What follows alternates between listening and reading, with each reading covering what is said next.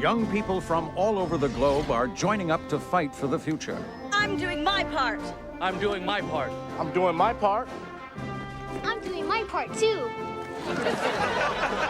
They're doing their part. Are you? Join the mobile infantry and save the world. Service guarantees citizenship. Starship Troopers was released in 1997 and was directed by Paul Verhoeven. The film is based on the novel of the same name by Robert A. Heinlein. Produced on the budget of $100 million, it only managed to make $121 million worldwide, which, yes, made it a flop at the box office. Since the release of RoboCop in 1987, producer John Davison had been wanting to reunite its creative team, including writer Edward Newmeyer and stop-motion animator Phil Tippett. Newmeyer then began work on a story treatment titled Bug Hunt at Outpost 7 and took his treatment idea to Davison at Warner Brothers in 1991. Davison soon realised that the script had similarities with the 1959 science fiction novel Starship Troopers by Robert A. Heinlein. The novel was very serious in tone and came under controversy at the time for its themes of promoting militarism and fascism. Paul Verhoeven read half the book, got depressed and gave up. By late 1992, Newmeyer had completed his script for Bug Hunt at Outpost 7. John Davison then learned that the rights for Starship Troopers were available and pitched the idea of an adaptation of the novel using elements of the Bug Hunt script, which gained support from the studio. The pair then spent the majority of 1993 securing several key crew members, including Phil Tippett and director Paul Verhoeven. But the studio remained reluctant to move Starship Troopers into pre-production, so the crew decided to shoot some test footage to show the studio the intended style, tone and vision for the film. The test footage was well received by the studio heads, who were really impressed with the special effects and didn't realise it was CGI. A detailed budget for the film was developed for $90 million, which the studio rejected due to the financial failure of the Kevin Costner film Waterworld, which had a reported budget of $200 million. In order for the film to be made, Starship Troopers had to be split with business partners. Sony Pictures and Disney, via Touchstone Pictures, split the budget and any box office profits equally. When it came time to casting the film, Verhoeven wanted a cast who visually embodied the Aryan race. Blonde hair, blue eyes and a perfect image that he had perceived from 1935 Nazi propaganda. Casper Van Dien plays Johnny Rico, and I think he gives a good performance as we watch his character go from finishing high school and he has no idea what he's getting himself into when he signs up and joins the mobile infantry. He then fights the bugs on the front line and the effects of war begin to show. Dina Meyer plays Dizzy Flores, Rico's former classmate. She is so in love with Rico and fights for his affection. Dina Meyer is great throughout the film. Dizzy is no damsel in distress. She's a total badass and wants to kill as many bugs as possible.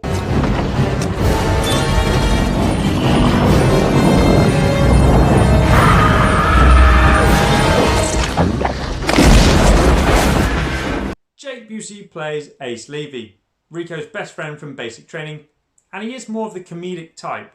He does provide the majority of the humour. The character is fine, you see him there, he's in the background, but he doesn't get a standout moment, which is a shame. Denise Richards plays Carbon Ibanez, who is an aspiring pilot and Rico's girlfriend.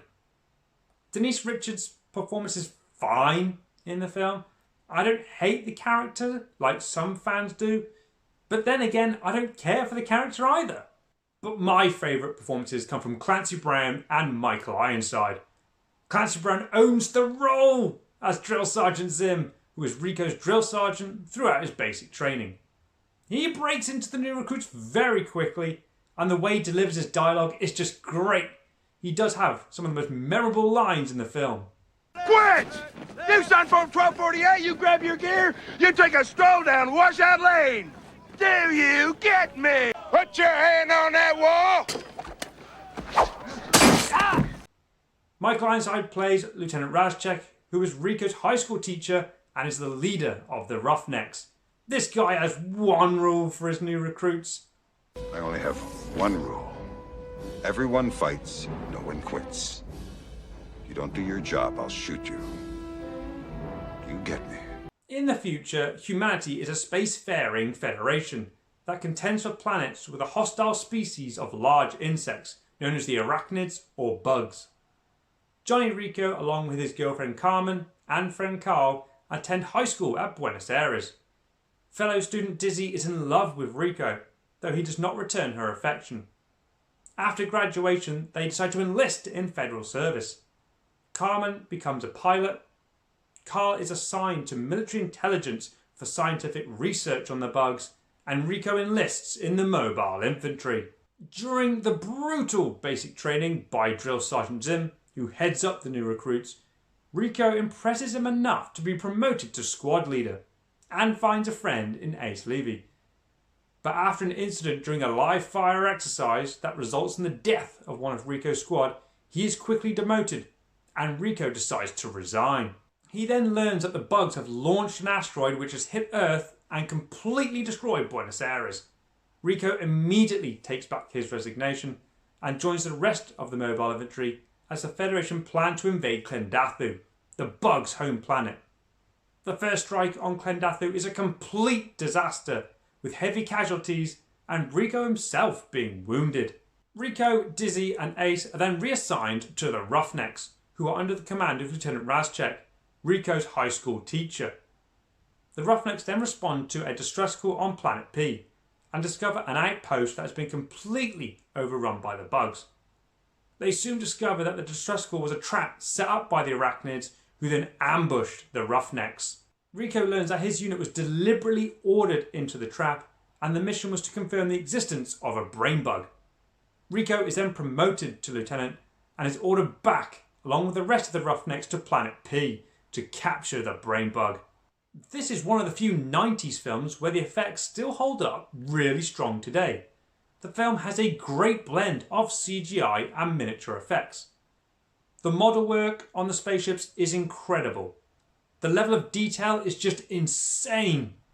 The sequence where the Roger Young is hit and the ship splits in two is the best effect in the film.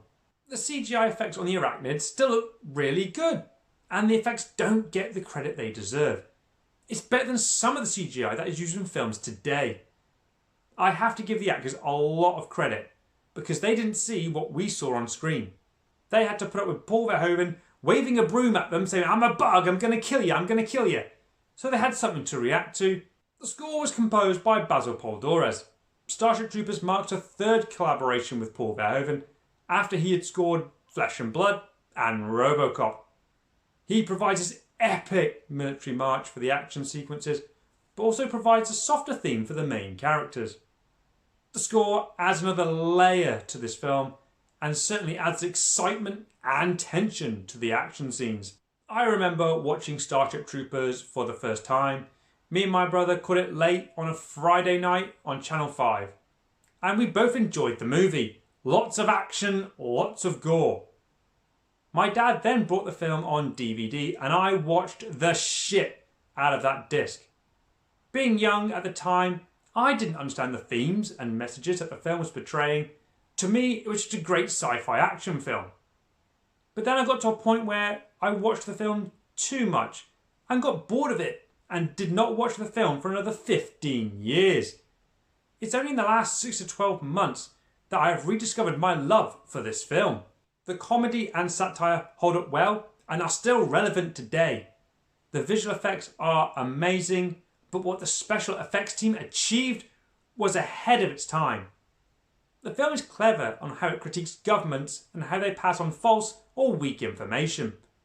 The mobile infantry go to Klendathu with no intelligence, underestimate the bugs, and are nearly wiped out in a matter of hours.